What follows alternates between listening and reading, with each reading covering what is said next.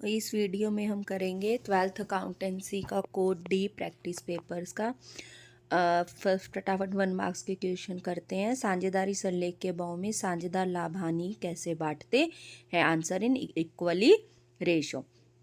Second है XYZ partner है, Z retire होता है और जो जेड का हिस्सा है ये दोनों हाफ हाफ लेते हैं। न्यू रेशो निकालनी है। जेड का हिस्सा देखिए कितना है, 1/9। 1/9 का आधा 4, 1/18 एक्स में ऐड कर देंगे और 1/18 वाई में ऐड कर देंगे। ठीक है, एक सेकंड आप देखिए, 4 और 2 6 और 1 7, सॉरी 1/7 है, उसका आधा करेंगे 1/14, 4/7 में ऐड कर देंगे और इधर 2/7 में ऐड कर देंगे वाई के लिए। तो न्यू रेशो होगी इनकी 9:5, जो आपको यहाँ पर सी ऑप्शन में मिले। थर्ड क्वेश्चन है आपका, at the time of admission of partner there will be unrecorded liability. जो अनरिकॉर्डेड लाइबिलिटी है वो कहाँ पर आएगी? देखिए, अनरिकॉर्डेड जो लाइबिलिटी है वो आपके लिए अब लॉस की बात है, डेबिट और एक्सपेंसिव लॉस है, तो ये डेबिट टू रिवैल्यूएशन अकाउंट में आएगी। साझेदारों के अधिकार एवं दायित्व डैश में दिए जाते हैं। आंसर इस साझेदारी संलेख में। फर्म के समापन की दशा में किसी साझेदार की व्यक्तिगत संपत्तियों में से सबसे पहले किसका भुगतान किया जाएगा? देखिए, साझेदार की व्यक्तिगत संपत्ति है तो सबसे पहले व्यक्तिगत दायित्वों का ही भुगतान किया जाएगा। 6 क्वेश्चन करेंगे हम जल्दी से। P&L सस्पेंस अकाउंट को किस खाते में ट्रांसफर करके बंद किया जाता है? आंसर इज P&L अकाउंट में।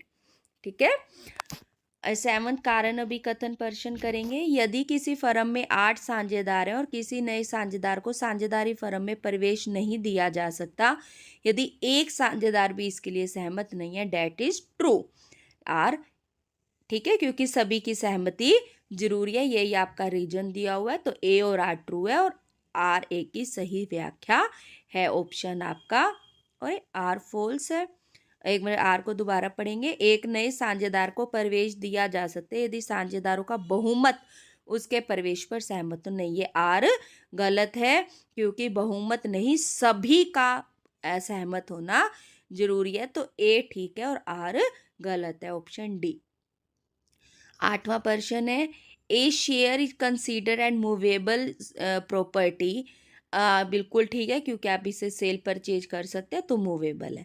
In case of listed company A share में बी इशूड सोल्ड और इन स्टॉक एक्सचेंज, हाँ सेल हो सकती है, तो दोनों ठीक है और दोनों इसकी सही व्याख्या, तो ए और are true and R A की सही व्याख्या है। 9 क्वेश्चन करेंगे। 2 कॉल्स के मध्य में कितना समय होना चाहिए? Answer is 1 month. अभी आपको साथ में एक शॉर्ट्स, जो आप इस चैनल के शॉर्ट्स चेक करेंगे उसमें कॉल से रिलेटेड काफ़ी छोटे छोटे क्वेश्चंस हैं, उसको भी ज़रूर देख लेना। इसमें क्वेश्चन है 2 कॉल के मध्य कितना समय होना चाहिए? Answer 1 month.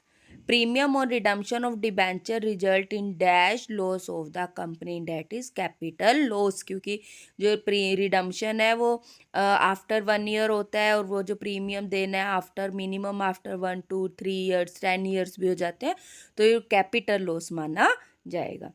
Statement of P&L की कोई एक विशेषता बताइए।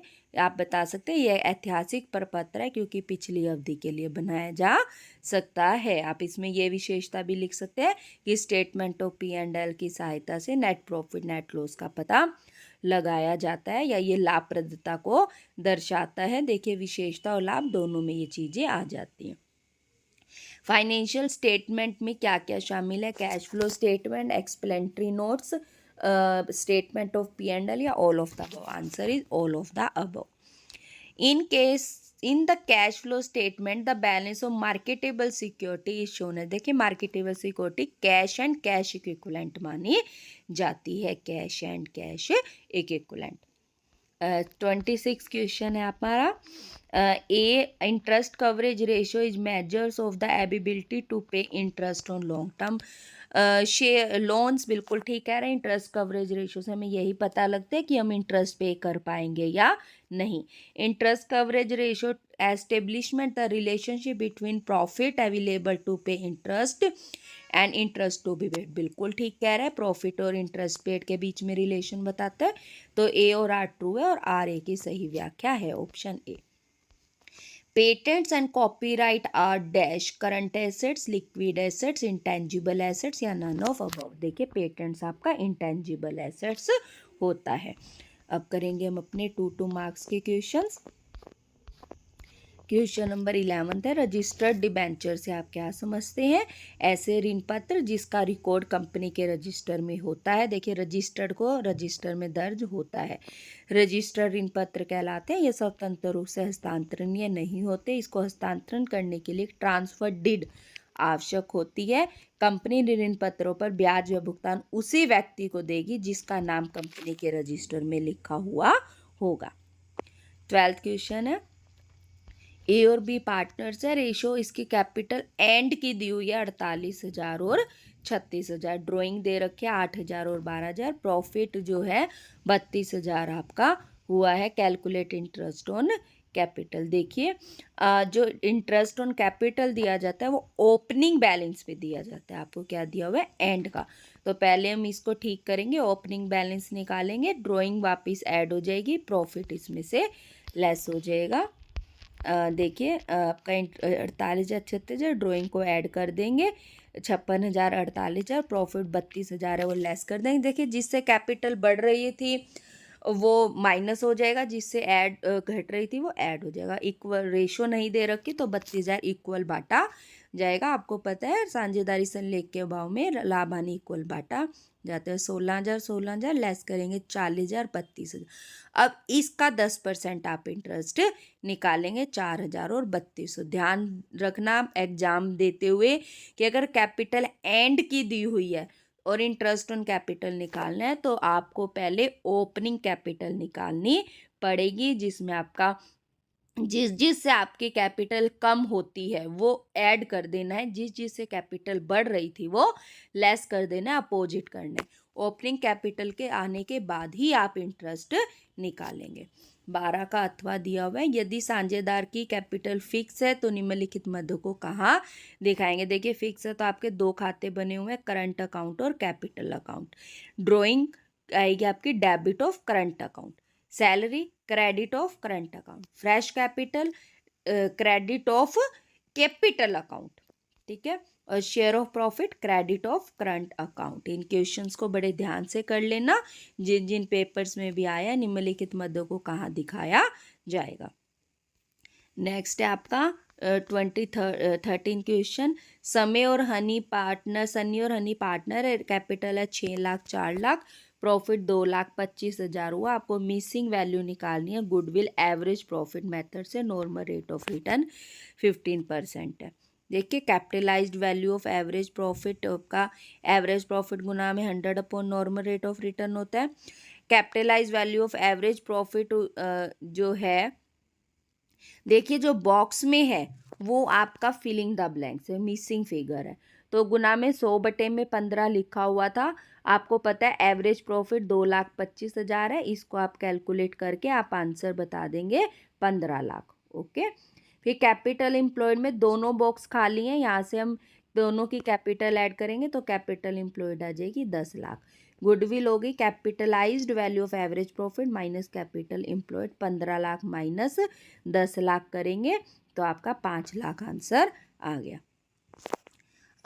13 क्वेश्चन है, ऐसी 2 दशाएं बताएं जब admission of new partner, retirement of partner, death of partner के अतिरिक्त फर्म की गुडविल के मूल्यांकन की आवश्यकता होती है। देखिए 2 दशाएं तो बतानी है गुडविल के लिए, नॉर्मल आप बहुत सारे बता दोगे, एडमिशन रिटायरमेंट डेथ, लेकिन इन तीनों के अलावा बतानी है, ठीक है। तो इन तीनों के अलावा आपकी गुडविल की जो मूल्यांकन की आवश्यकता होती है वो आप फर्स्ट बता सकते हैं, change in profit sharing ratio के समय फर्म के गुडविल की आवश्यकता होती है। दूसरा, जब पूरा व्यवसाय बेचा जा रहा हो तब भी फर्म के गुडविल की आवश्यकता होती है। नेक्स्ट क्वेश्चन है आपका, किया और लीला पार्टनर्स है, 3:2 रेशियो है। किरण 1/5 के लिए आई, गुडविल 24,000 लाई।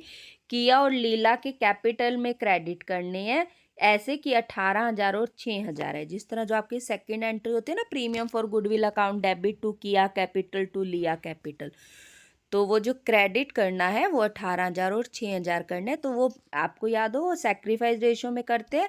तो यही 18,000 और 6,000 को जब आप सोल्व करेंगे रेशो में, 6×3 = 18, 6 × 1 = 3:1 आपकी सैक्रिफाइस रेशो मानी जाएगी। मीन्स 1/5 किया और लीला किस में लेते हैं, 3:1 में।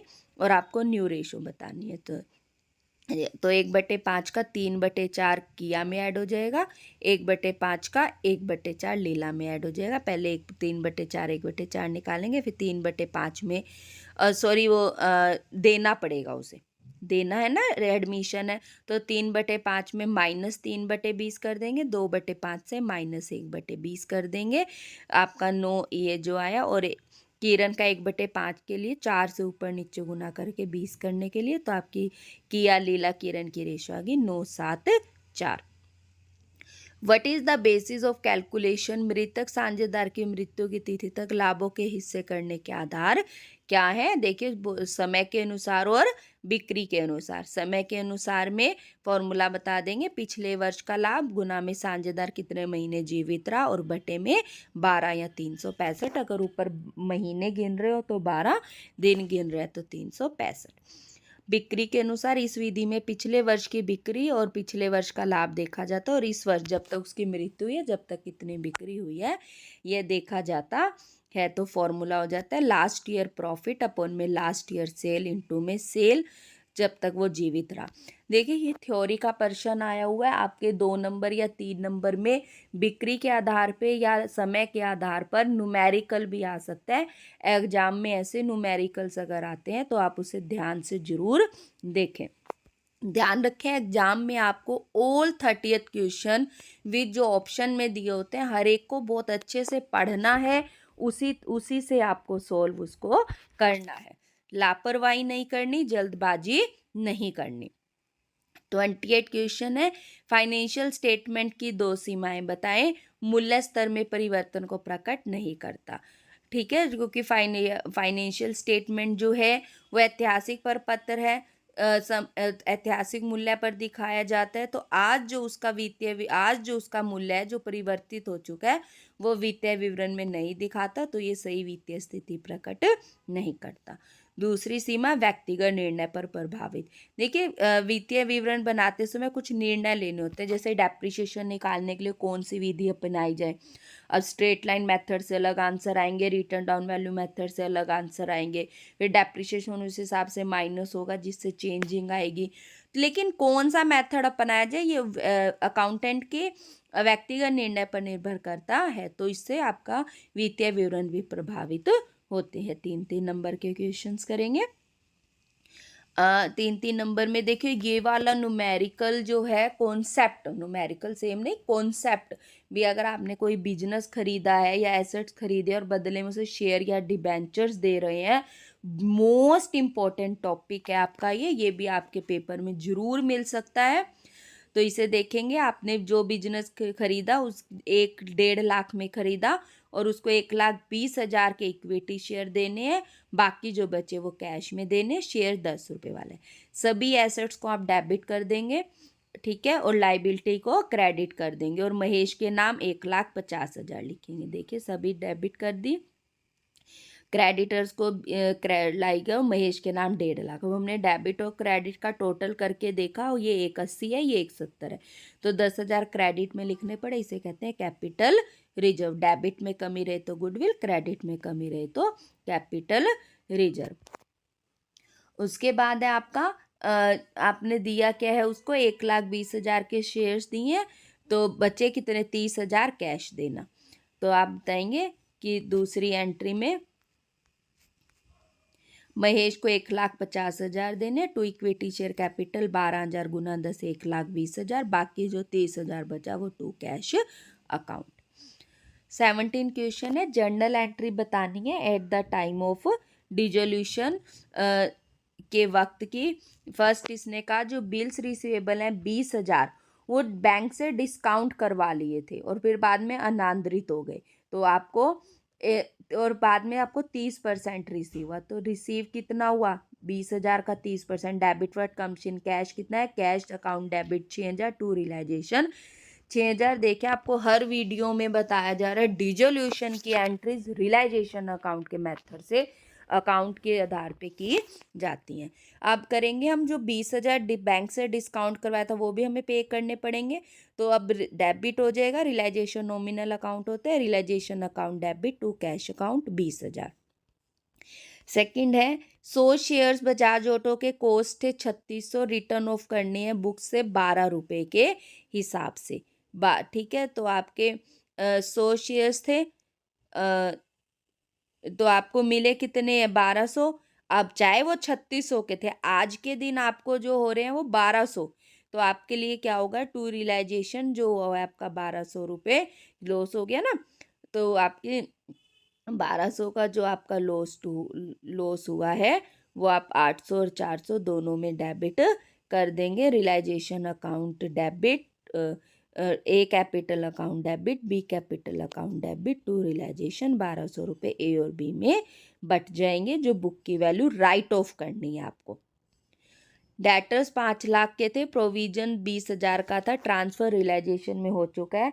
बैड डेब्ट्स 1 लाख के हो गए और बाकी से आपको 30% मिला। देखिए 5 लाख में से 1 लाख के तो बैड डेब्ट्स हो गए, कितने बचे 4 लाख। ठीक है, और 4 लाख में 4 लाख का 30%, 4 लाख का 30%। देखिए आपका जो जो 20,000 आपके प्रोविजन फॉर डाउटफुल डेब्ट्स थे, बैड डेब्ट्स हुए आपके 1 लाख। तो आप किसका 30% निकालेंगे, देखिए वर्किंग नोट्स मिलेगा। ओके, इसका वर्किंग नोट्स नहीं सोल्व किया गया तो इसे आप ध्यान से देखेंगे। 5 लाख में से आपके कम कितने हो गए, 30% डिस्काउंट हो गया। 5 लाख में से 1 लाख माइनस करें, बैड डेब्ट्स के 4 लाख, 4 लाख का 30% 1,20,000, तो वो डिस्काउंट है 1,20,000। बाकी 4 लाख में से 1,20,000 कम करेंगे तो आपको कितने मिलेंगे, 2,80,000 रुपये मिलेंगे।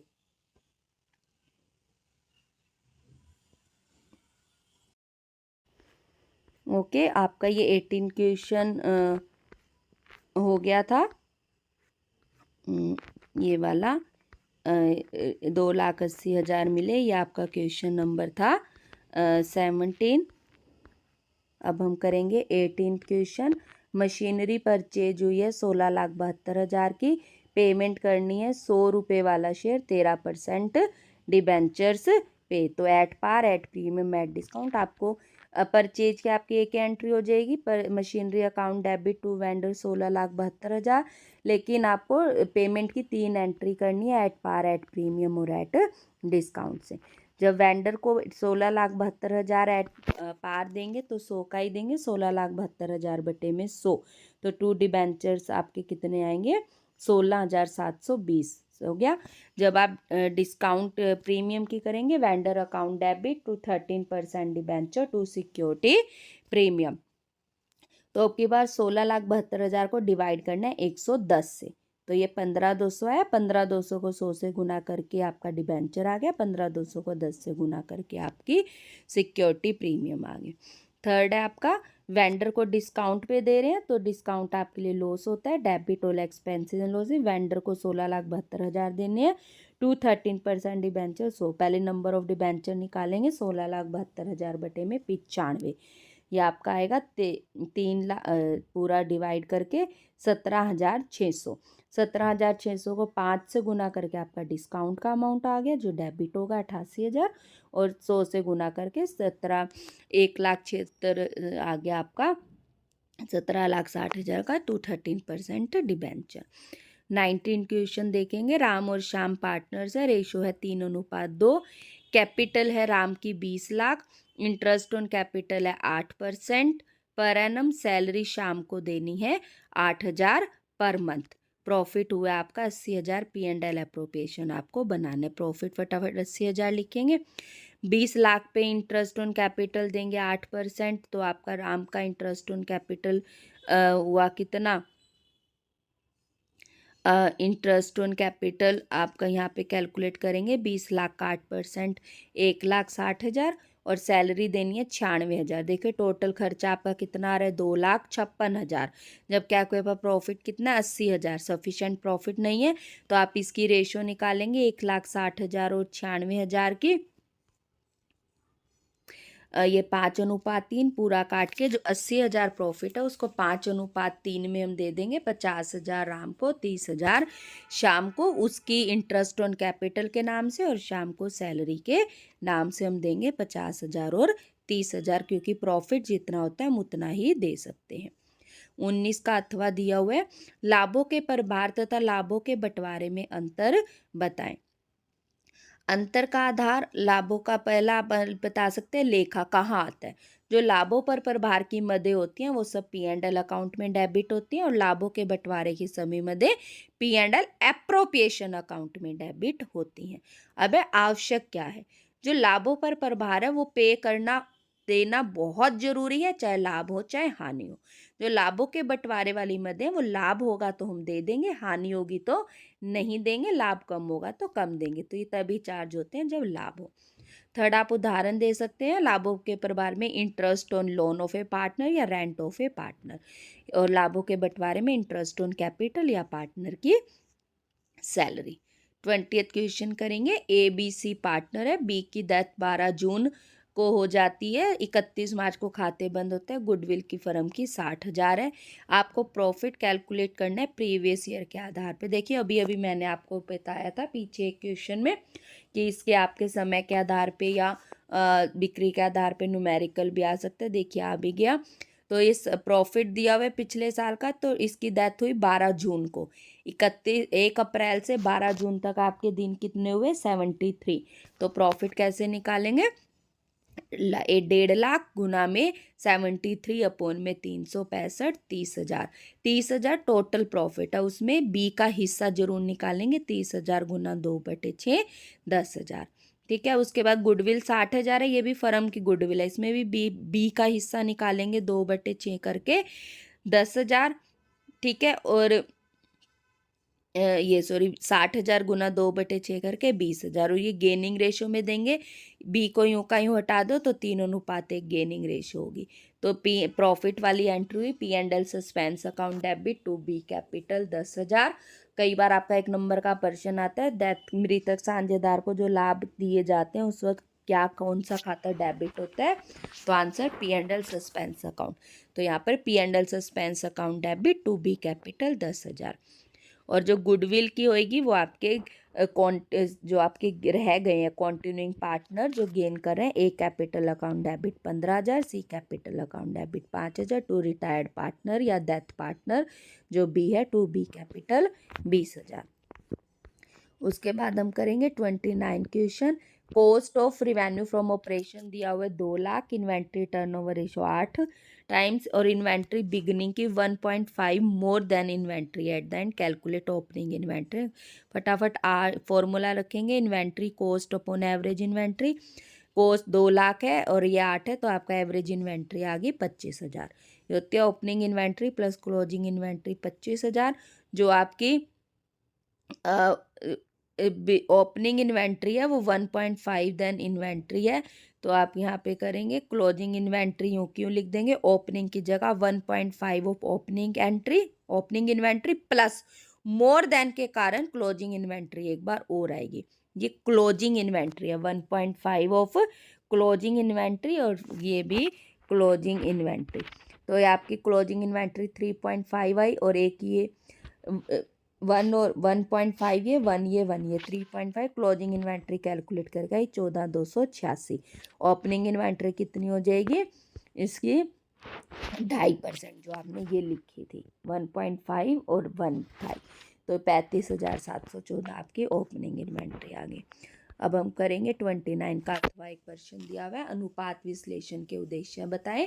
पहला, व्यवसाय ऐसे कमजोर स्थानों का पता लगाता है जिस पर ध्यान देने की जरूरत हो। दूसरा, व्यवसाय की लिक्विडिटी, सोल्वेंसी, एक्टिविटी, प्रॉफिटेबिलिटी का विश्लेषण करता है। भविष्य के लिए योजना बनाने के लिए सूचना प्रदान करता है। फोर्थ, किसी फर्म के वर्तमान अनुपातों की तुलना पिछले अनुपातों से करके जो सूचना प्रदान करता है, इसको टाइम सीरीज एनालिसिस भी कहते हैं, अलग से आ जाए तो ध्यान रखना। किसी फर्म की वर्तमान अनुपातों की तुलना उसी फर्म के पिछले अनुपातों से करके जो सूचना प्रदान करनी चाहिए वो उसे टाइम सीरीज एनालिसिस कहते हैं। यदि किसी फर्म के अनुपातों की तुलना उसी उद्योग के अन्य फर्मों से करने के लिए सूचना प्रदान हो रही है तो उसे क्रॉस सेक्शनल एनालिसिस कहते हैं। देखो बड़ा अच्छा सा क्वेश्चन है, काफ़ी रेयर सा अनुपात विश्लेषण के उद्देश्य, इसे अच्छे से जरूर याद कर लेना। नेक्स्ट क्वेश्चन है आपका 5 मार्क्स के थ्योरी के करेंगे। नए साझेदार के प्रवेश के समय संपत्ति और दायित्वों का पुनर्मूल्यांकन क्यों किया जाता है?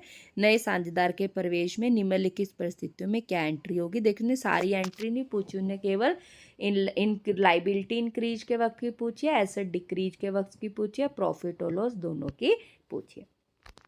सबसे पहले आप बताएंगे क्यों किया जाने का आंसर। जब भी कोई नया साझेदार फर्म में प्रवेश करता है तो वह जानना चाहता है कि फर्म की पुस्तकों में संपत्ति और दायित्वों का जो मूल्य दिखाया गया है वो सही है या नहीं। तो संपत्ति और दायित्व के मूल्य में जो परिवर्तन हुआ है उसको दर्शाने के लिए रिवैल्यूएशन अकाउंट बनाया जाता है। रिवैल्यूएशन अकाउंट एक नॉमिनल अकाउंट है तो रूल लगेगा debit all expenses and losses, credit all income and gain rule लगेगा। रिवैल्यूएशन अकाउंट से होने वाले लाभ हानि पार्टनर्स में ओल्ड रेशो में बांटे जाते हैं। 3 हमने जर्नल एंट्री देनी है 3 केस में।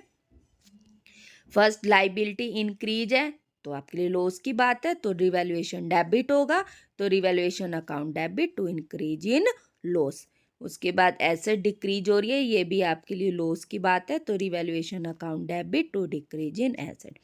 प्रॉफिट है तो revaluation account debit to partners capital account old partners capital in old ratio. Loss हुआ तो पार्टनर्स कैपिटल अकाउंट डेबिट हो जाएगा टू रिवैल्यूएशन हो जाएगा। उसके बाद 22 क्वेश्चन है, बड़ा डिफरेंट सा क्वेश्चन है ये। अभी तक ऐसे लगता नहीं है ये क्वेश्चन पेपर में आ सकते हैं, बच्चे छोड़ देते हैं इसे इस तरह का मान के, लेकिन कोई भी पर्सन आपको छोड़ना नहीं है। प्रैक्टिस पेपर में आया है तो इसकी इम्पोर्टेंस और ज़्यादा बढ़ जाती है।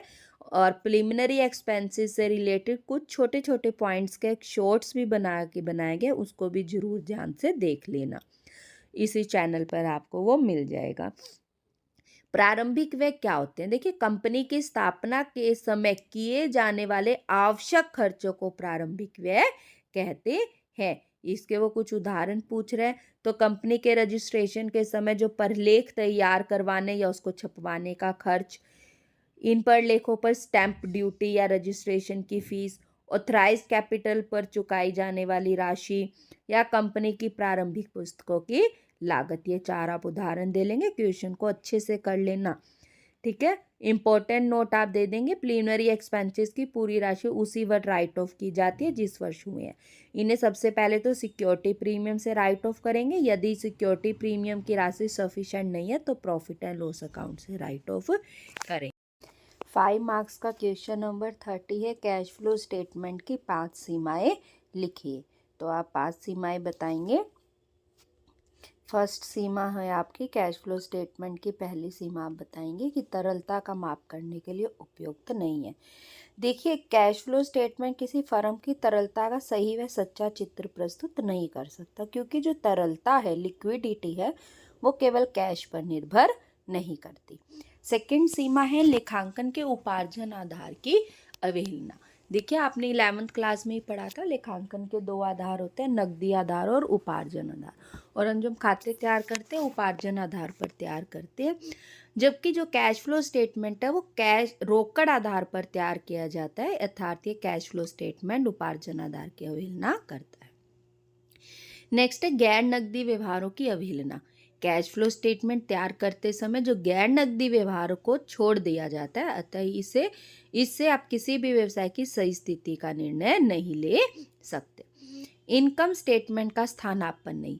देखिए cash flow statement income statement का स्थानापन्न नहीं है, क्योंकि कैश फ्लो जो नेट कैश फ्लो है उसका अर्थ व्यवसाय की शुद्ध आय नहीं है। मीन्स कैश फ्लो स्टेटमेंट जो है वो बनाया है, तब भी इनकम स्टेटमेंट जो बनाना ज़्यादा जरूरी है। ऐतिहासिक प्रकृति, कैश फ्लो स्टेटमेंट पिछले 2 वर्षों के तुलनात्मक स्थिति विवरण के आधार पर तैयार किया जाता है। तो इससे जो सूचना प्रदान हुई है वो भी ऐतिहासिक प्रकृति की होती है। तो ये आपकी 5 सीमाएं हैं कैश फ्लो स्टेटमेंट की। न्यूमेरिकल क्वेश्चंस करेंगे। 21 क्वेश्चन में ए बी पार्टनर्स है, बैलेंस शीट दी हुई है। सी नया पार्टनर आया 1/4 हिस्से के लिए। गुडविल जो निकालनी है वो एवरेज प्रॉफिट लास्ट 3 ईयर का लेना है, जो 40,000, 15,000, 35,000 है, उसको 2 से गुना करना है। जो गुडविल 24,000 है वो बुक में नहीं रहनी चाहिए, मीन्स कैपिटल्स में बांट देनी है। स्टॉक जो 10% से कम करना है, प्रोविजन को कम करके 1,000 करना है, बाय 1,000 से कम करना है। देखिए जब 2 लिखा होता है तो डिफरेंस को हम कम करते हैं, बाय मीन्स वो 1,000 से ही कम हो रहा है। फिक्चर्स की वैल्यू 3200 है, पहले देखिए 7500 से अब 3200 होगी, तो फिक्चर्स की वैल्यू भी कम हुई। आपको रिवैल्यूएशन अकाउंट और एक बिल जो है 500 रुपये का भूल गए हैं और 1500 रुपये की क्लेम भी करनी पड़ेगी। फर्स्ट हम रिवैल्यूएशन अकाउंट बनाएंगे। प्रोविजन 1,000 से कम किया, प्रॉफिटेबल बात यही है। बाकी आपकी 4 आपकी जो है लॉस की बात हुई। एक स्टॉक की वैल्यू कम हुई, फिक्चर्स की वैल्यू कम हुई, क्लेम 1500 पे करना पड़ा, इलेक्ट्रिसिटी बिल 500 रुपये देना पड़ा। तो हम ये चारों डेबिट में लिख के क्लोज करेंगे खाता। और 7500 जो लॉस आया वो ए और बी में 5,000 और 2500 में बट गया। उसके बाद कैपिटल अकाउंट बनाएंगे। हमने बैलेंस शीट से कैपिटल लिखेंगे और ये 8,000, 4,000 जो बैलेंस शीट की लाइबिलिटी साइड में प्रॉफिट है वो बांटा ओल्ड रेशो में। बाय कैश अकाउंट जो सी 30,000 की कैपिटल लेकर आया, ये गुडविल बांटी गई है और ये रिवैल्यूएशन का लॉस लिखा गया। अब जो करंट गुडविल है वो कैश में नहीं लाया, देखिए क्योंकि जब 30,000 कैपिटल लिखी गई है, जब गुडविल के बारे में नहीं बताया, मीन्स वो गुडविल कैश में नहीं लाया। तो आपको अकाउंटिंग ट्रीटमेंट ऑफ गुडविल याद होगा कि जब गुडविल कैश में नहीं लाता तो न्यू पार्टनर्स करंट अकाउंट से डेबिट होता है। तो by C's current account debit 8,000 और 4,000। देखिए यहाँ पे आपको 8,000 और 4,000 दिखा देते हैं जल्दी से। एवरेज प्रॉफिट निकाला था, गुडविल को 2 से गुना करके एवरेज प्रॉफिट को 2 से गुना करके गुडविल आई थी, इसमें सी का हिस्सा निकाला। वो कैश में नहीं लाया, इसलिए करंट अकाउंट में 12,000 को हमने सेक्रीफाइस रेशो में ए और बी में बांटा। क्योंकि नए पार्टनर का केवल हिस्सा दिया तो ओल्ड रेशो ही आपकी सेक्रीफाइस रेशो मानी गई। अकाउंट को बंद करके ये आपकी कैपिटल आ गई। बैलेंस शीट करेंगे। इलेक्ट्रिसिटी बिल जो 500 रुपये का आया था वो, क्लेम जो है वो, क्रेडिटर्स 18,000, कैपिटल जो नई कैपिटल है ये वो लिखेंगे।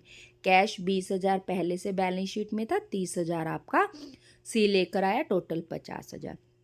डेटर्स 35,000 है, 3500 प्रोविजन बैलेंस शीट में था, 1,000 से कम हो गया तो कितना है 2,500 प्रोविजन रह गया 32,500। स्टॉक 22,000 से 10% कम करके 19,800। फिक्चर्स की वैल्यू 3200 और जो सी का करंट अकाउंट जो गुडविल है वो 12,000 बैलेंस शीट मिलाएंगे 1,17,500 दोनों तरफ का आएगा। उसके बाद 22वां प्रश्न है आपका 75,000 इन्वाइट करे शेयर 100 रुपये वाला 30 रुपये प्रीमियम पर। एप्लीकेशन अलॉटमेंट के 85 रुपये, 55 रुपये इसके और 30 रुपये प्रीमियम के। फर्स्ट एंड फाइनल को के 45 रुपये। एप्लीकेशन पे 1,27,500 रुपये, अलॉटमेंट पे 75,000 रुपये आए। 75,000 शेयर्स आप अलॉट कर सकते हैं। तो 27,500 को नील करा है तो इसके 85 रुपये के हिसाब से 23,37,500 वापस कर देंगे। 1,00,000 को 75,000 दिए, ये 2,21,25,000 हम अलॉटमेंट के लिए कॉल के लिए रखें क्योंकि एप्लीकेशन अलॉटमेंट एक साथ है। जो अप्लाइड हुए वो 1,000 शेयर्स हुए, तो आप इसको अलॉटेड निकालेंगे 75,000 बटे 1,00,000 गुना 750। ये इतने कॉल मनी नहीं दी, कॉल मनी कितनी मंगाएंगे 750 गुना 45, 33,750, जिसमें से 21,250 केवल इससे 550 का 85 रुपये से एक्स्ट्रा ऑलरेडी रिसीव है, तो 12,500 आज के टाइम रिसीव नहीं होंगे। बाद में इन शेयर को फॉरफिट करना है, फिर रीइशू कर देना। 150 रुपये फुली पेड मानते हो, फुली पेड 100 का ही माना जाता है जो अंकित मूल्य था, और तो 50 रुपये यहाँ पर भी प्रीमियम हुआ। जो प्रीमियम फर्स्ट आपको premium received and not used eight the time of for feature देखिए आप 1,27,585 आए, ठीक है। उसके बाद अब इसमें से शेयर कैपिटल के निकालेंगे 75,000 गुना में 50, जो मेन वैल्यू है 75,000 गुना में 55, ये इक्विटी शेयर कैपिटल आएगी। सिक्योरिटी प्रीमियम आपका आएगा 75,000 गुना में 30, ओके। उसके बाद फर्स्ट एंड फाइनल कॉल पे कवर हुए ये 2,12,000, 21,25,000 और 23,37,500 आपने ये वापस कर दिए। फर्स्ट एंड फाइनल कॉल आप ड्यू करेंगे अपनी 45 रुपये के हिसाब से। उसके बाद रिसीव होंगे आपके 33, इसमें से आपको ये देखिए यहाँ पे है 33,75,000, 12,500 मिले ही नहीं है और 21,25,000 पहले से मिल चुके हैं, तो आज के दिन 1,12,37,500 आएंगे। फॉरफिट करेंगे शेयर कैपिटल 75,000 100 रुपये के हिसाब से, जिसमें से आपको मिले कितने नहीं 12,500, बाकी जो मिल गए शेयर फॉर फ्यूचर में। इनको फटाफट से रीइशू करेंगे। बैंक अकाउंट डेबिट 150 रुपये के हिसाब से 1,12,500, इक्विटी शेयर 750 गुना 100 75,000, सिक्योरिटी प्रीमियम 750 गुना में 50 37,500। उसके बाद देखिए 750 फॉरफिट है, 750 रीच है, तो डायरेक्ट आप 62,500 जो शेयर फॉर फीचर का डेबिट कुछ नहीं हुआ, तो 62,500 कैपिटल रिजर्व में ट्रांसफर।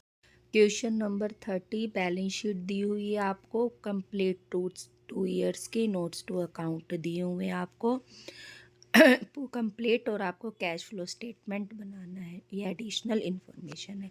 कैश फ्लो स्टेटमेंट देखिए आप स्टार्ट करते हैं। Cash flow from operating activities के लिए सबसे पहले आपको नेट प्रॉफिट चाहिए। नेट प्रॉफिट देखिए 6 लाख कैसे आया आपका। एक तो ये जो रिजर्व एंड सरप्लस के आगे 1 लिखा हुआ था, ये 1 लाख लॉस से 4 लाख प्रॉफिट हो गया, तो 1 लाख पहले लॉस करवा, तो ये हुआ 5 लाख। और देखिए आपको इन्फॉर्मेशन में जो टैक्स मेड पेड दे रखा है उससे हम अकाउंट बनाएंगे। इधर आप टैक्स का ओपनिंग और क्लोजिंग बैलेंस देख लीजिए। 1,80,000 ओपनिंग, 1,40,000 क्लोजिंग। देखिए आपको अकाउंट दिखाते हैं। Provision for tax, opening balance, closing balance लिखा।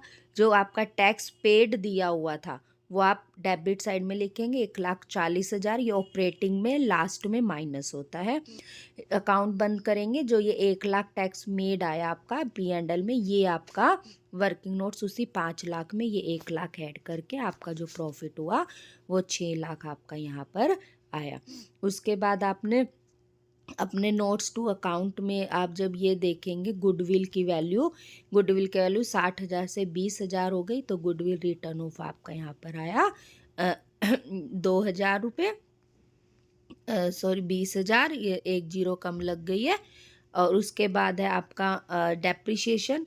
डेप्रिशिएशन आपका यहाँ पर दिया हुआ है आपको 1,98,000, ये आपका जो यहाँ पर 2,02,000 से 4 लाख हो गया, तो मीन्स 1,98,000 इस बार का हुआ। इंटरेस्ट ऑन डिबेंचर, जो आपको ये डिबेंचर्स दिए हुए हैं 12% के तो आपका देखो इसने कहा था डिबेंचर जो रिडीम हो लास्ट में हो, तो आप जो इंटरेस्ट देंगे पूरे 10 लाख पे देंगे 12% के हिसाब से 1,20,000। उसके बाद operating profit before working capital change आ गया। उसके बाद आप करंट एसेट्स देखेंगे, स्टॉक की वैल्यू और करंट, आपको केवल करंट लाइबिलिटी कोई नहीं दे रखी, केवल स्टॉक है। 90,000 से 214 इंक्रीज हुआ तो हम माइनस करेंगे, तो आपका ये आया 8,14,000। इसमें से जो हमारे अकाउंट में टैक्स पेड था वर्किंग नोट्स में वो यहाँ लेस होगा, ये आपका net cash flow from operating activity आया। Cash flow from investing activity में मशीनरी का हमने डिफरेंस देखा, परचेज हुई, purchase of non current investment देखा, बस ये 2 चीज़ें थी, आपका 8,14,000 आया। इन्वेस्ट फाइनेंसिंग एक्टिविटी में इशू ऑफ शेयर का डिफरेंस, डिबेंचर्स का डिफरेंस, इंटरेस्ट पेड और बैंक ओवरड्राफ्ट आपका फाइनेंसिंग एक्टिविटी में आता है। ध्यान रखना बैंक ओवरड्राफ्ट फाइनेंसिंग एक्टिविटी में माना जाता है। ये आपका 81 आया। इसमें आपने ओपनिंग बैलेंस जो जोड़ा आपने 1,20,000 और 1,20,000, देखिए आपको दिखाते हैं कैश के ओपनिंग जो आपको यहाँ पर दिया हुआ था क्वेश्चन में। ये इसमें से जो करंट इन्वेस्टमेंट है 1,20,000 वो भी आपकी कैश इक्विवेलेंट मानी जाती है, और 1,20,000 इन दोनों को जब हम उसमें ऐड करेंगे तो आपका आंसर 1 लाख और 1,80 2,80 आना चाहिए। ठीक है, ये आपका यहाँ पे 280 आया तो आपका अकाउंट मिल गया। देखिए दो बातों का मेन ध्यान रखना कैश फ्लो स्टेटमेंट से रिलेटेड दो है जो एक नंबर में आ सकती है कि बैंक ओवरड्राफ्ट आपका फाइनेंसिंग एक्टिविटी माना जाता है, करंट इन्वेस्टमेंट और मार्केटेबल सिक्योरिटी दोनों आपकी कैश एंड कैश इक्विवेलेंट मानी जाती है। तो ये था आपका क्वेश्चन नंबर 30। 4 मार्च को जो आपका एग्ज़ाम है उसके लिए ऑल द बेस्ट, अपनी पूरी तैयारी अच्छे से करके जाए।